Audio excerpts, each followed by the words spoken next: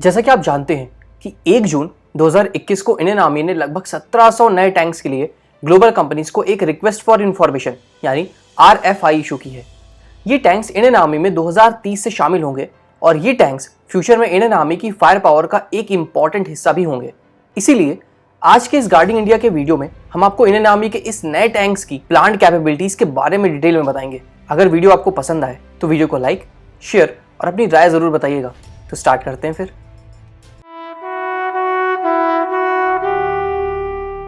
Indian army के future tanks के बारे में बात करने से पहले हम उन टैंक्स की बात करते हैं जो कि अभी इंडियन आर्मी सर्विस में है। अभी इंडियन आर्मी के पास 3 मेन बैटल टैंक्स हैं।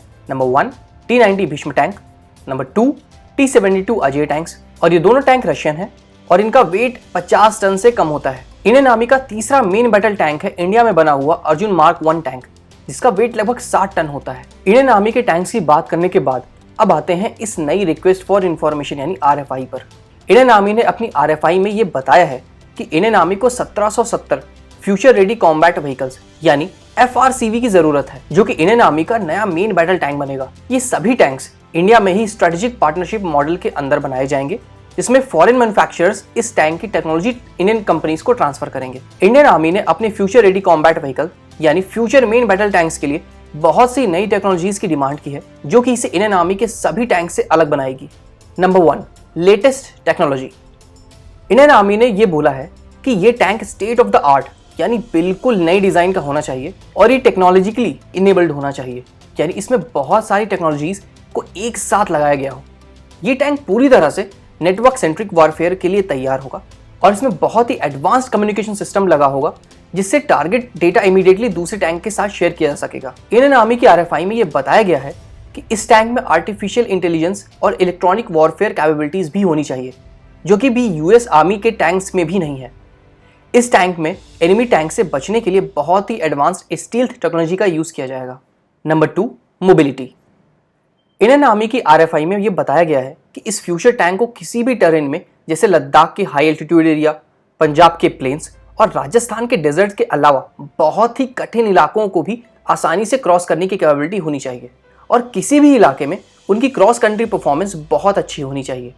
इंडियन आर्मी ने मोबिलिटी पर इतना फोकस इसलिए दिया है क्योंकि लद्दाख स्टैंड ऑफ में इंडियन आर्मी को अपने टैंक्स को राजस्थान से लद्दाख पहुंचाने में काफी टाइम लगा था और बहुत सी लॉजिस्टिक प्रॉब्लम्स भी आई थी। अगर एक ही टैंक्स सभी टेरेन में काम कर लेगा तो इंडियन आर्मी कम टैंक्स के साथ भी चाइनीज और पाकिस्तानी आर्मीज को रोक सकेंगी। Number 3 advanced weapons. Indian army की RFI में यह बताया गया है कि इस टैंक में इतने पावरफुल वेपन्स होने चाहिए जो कि ना सिर्फ एनिमी टैंक्स, आर्मर्ड व्हीकल्स, बल्कि UAVs और अटैक हेलीकॉप्टर्स को भी डिस्ट्रॉय कर सके। इसके लिए इस टैंक में ग्राउंड और एरियल टारगेट्स के लिए मल्टी कैलिबर वेपन होना चाहिए।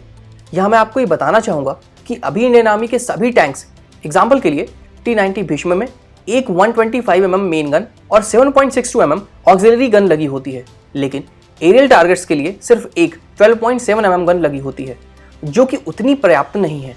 इसीलिए इंडियन आर्मी शायद अब अपने टैंक्स पर एंटी एयरक्राफ्ट मिसाइल्स या ऐसी ही कोई नई टेक्नोलॉजी लगाना चाह रही है। Number 4 future ready. Indian army के RFI में यह बताया गया है कि इस टैंक के सभी वेपन्स इजीली अपग्रेडेबल होने चाहिए, जिससे फ्यूचर में इस टैंक में एडवांस्ड मल्टीपर्पज स्मार्ट म्यूनिशन और टैंक की गन से लॉन्च होने वाली next generation anti tank guided missile लगाई जा सके। ये एक बहुत अच्छा डिसीजन है, क्योंकि एक टैंक 30 साल से ज्यादा टाइम तक इंडियन आर्मी के सर्विस में रहता है और उसे कई बार अपग्रेड भी किया जा सकता है। Number 5 medium wait. Indian army ने अपनी RFI में ये बोला है कि ये फ्यूचर टैंक एक मीडियम टैंक होगा, लेकिन इसके वेट के बारे में इंफॉर्मेशन नहीं दी गई है।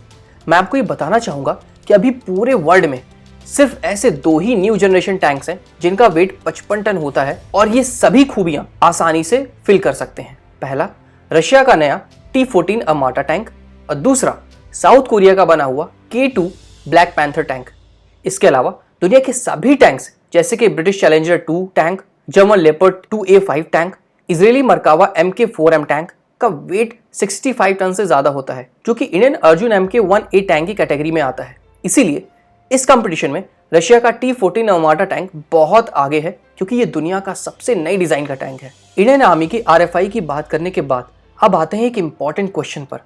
इंडियन मीडिया में बहुत से एक्सपर्ट्स ने यह कहा है कि इंडियन आर्मी का ये नया प्रोजेक्ट अर्जुन टैंक के लिए बहुत बुरा है, लेकिन मैं आपको ये बताना चाहूँगा कि फरवरी 2021 में ही इंडियन आर्मी ने 8,380 करोड़ रुपए की cost per 118 Arjun mark 1A tanks का ऑर्डर दिया है और इसके साथ ही अर्जुन मार्क 2 के रेडी होने का वेट कर रही है। अर्जुन टैंक के सभी वेरिएंट्स पर और इन्फॉर्मेशन के लिए आप हमारा अर्जुन टैंक पर बना ये वीडियो देख सकते हैं। तो आप अगर जितनी भी अर्जुन टैंक की इस टॉपिक से रिलेटेड इंडियन मीडिया में कोई भी न्यूज सुनते हैं तो उस पर ज्यादा ध्यान बिल्कुल मत दीजिए। वो कुछ भी नहीं बल्कि टीआरपी और व्यूज के लिए ऐसा टॉपिक रखते हैं। और मैं फिर से कहना चाहूंगा कि अर्जुन टैंक और उसके सभी वेरिएंट्स बहुत ही कैपेबल टैंक्स हैं जो कि इंडियन आर्मी के आवश्यकता अनुसार सर्विस में लाए जाएंगे। इसीलिए इंडियन आर्मी ने यह भी बताया है कि future tank project Russian T-72 Ajay tank को रिप्लेस करने के लिए स्टार्ट किया गया है और इससे अर्जुन मार्क 2 जो कि T-90 भीष्म टैंक को रिप्लेस करेगा के ऑर्डर्स पर कोई भी इफेक्ट नहीं होगा। इंडियन आर्मी ने सभी ग्लोबल कंपनीज को इस RFI पर रिस्पॉन्स करने के लिए 15 सितंबर 2021 तक का टाइम दिया है, जिसके बाद इंडियन डिफेंस मिनिस्ट्री अगली अनाउंसमेंट करेगी। फाइनली टीम गार्डिंग इंडिया की तरफ से मैं आपको इतना ही बताना चाहूंगा कि इंडियन आर्मी का फ्यूचर टैंक के लिए इस RFI को निकालना एक बहुत ही अच्छा स्टेप है, जिससे इंडियन आर्मी सही टाइम पर अपने T-72 अजय टैंक्स को रिटायर कर पाएगी और इंडियन आर्मी की टैंक फोर्स काफ़ी मॉडर्न, पावरफुल और एनिमी अटैक को डिस्ट्रॉय करने के लिए रेडी रहेगी। इसी के साथ इस वीडियो को हम यहाँ पर एंड करते हैं। वीडियो अगर अच्छी लगी हो तो वीडियो को लाइक, शेयर और चैनल को सब्सक्राइब करना मत भूलिएगा। हम इसी तरह आपके लिए डिफेंस रिलेटेड वीडियोज़ लाते रहेंगे। मिलते हैं आपसे जल्दी एक नई वीडियो में। जय हिंद।